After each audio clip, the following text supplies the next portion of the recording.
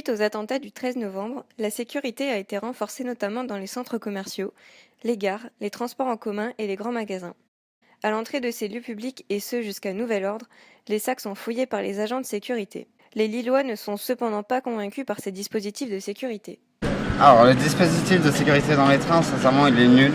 Moi qui viens de la gare de Lyon, sincèrement, on a vu 3 flics. On a vu 2 services militaires. Là, ici, dans la gare de Lille-Europe, pareil, on a vu que 3 agents militaires. Ici, dans la gare, on a vu que 3 agents militaires. Donc apparemment, c'est 3 agents militaires par gare. Moi, je prends le train pour venir à Lille tous les jours. Et il y avait déjà des militaires devant la gare, mais il n'y en a pas plus. Enfin, non, je trouve pas qu'il y en a tant que ça. Moi, je fréquente pas du tout les magasins en ce moment parce que justement, j'ai pas trop confiance. Mais en soi, ça me dérange pas trop les fouilles. Je trouve que c'est beaucoup plus sécuritaire pour tout le monde et ça montre que la ville elle s'implique, quoi. Moi, ça me dérange absolument pas. Après, à savoir, est-ce que c'est vraiment utile ou est-ce que c'est vraiment ça qui va pouvoir être une mesure qui va pouvoir empêcher bien des choses, j'en suis pas certaine. Pour moi, c'est peut-être une sécurité, mais c'est aussi amener un stress. C'est vrai qu'on ne sait pas ce que les uns et les autres ont dans leur sac ou leur bagage, mais c'est vrai qu'encore hier, j'entendais par des personnes dire nous on est allé à Carrefour et je peux vous dire qu'en ouvrant les sacs et tout ça, ça nous remet quand même dans un état de panique. Les 2 jours qui ont suivi les attentats, ça a été un petit peu étrange. Ouais, on avait des réflexes différents vis-à-vis du bruit, vis-à-vis des mouvements de foule, mais maintenant je pense qu'au bout d'une semaine, on a repris le cours de nos comportements normaux.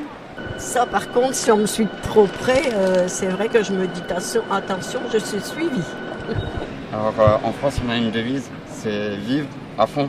On est jeunes, c'est les jeunes qui ont été tués en particulier. Et franchement, on va rien changer. Moi, je me dis que la vie, elle continue. Il faut pas s'arrêter de vivre pour autant. Et justement, les terroristes, c'est ce qu'ils veulent, qu'on tombe tous dans la psychose. Donc, non, moi, je m'empêche pas de sortir ni rien. Moi, au contraire, je suis un peu plus parano que Margot, pour le coup. Avant, si on me proposait de faire un cinéma ou un truc du genre, j'aurais dit oui tout de suite, j'aurais pas vraiment réfléchi, etc. Tandis que là, je crois que je serais un peu plus réticente. Non, mais j'ai pas du tout changé mes habitudes. Bien au contraire, c'est le moment de montrer c'est tous solidaires et de continuer à vivre et prendre ce qu'on passe dans la peur, quoi, tout simplement. On continue à venir travailler avec les mêmes transports en commun. On continue à sortir avec les amis, avec les collègues, à droite, à gauche. On va déjeuner aux mêmes heures, on va dans les mêmes endroits et on montrera qu'on est toujours là.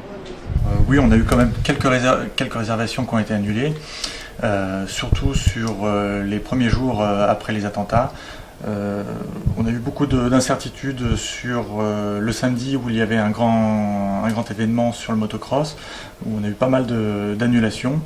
Et là, on voit quand même au niveau des congrès, des grands événements, des salons, on sent que les clients sont un peu hésitants, on est un petit peu dans l'expectative de savoir s'ils vont se décider à la dernière minute, si vous continuez à venir à se déplacer en nombre sur l'île, puisque normalement c'est les périodes où il y a pas mal de congrès.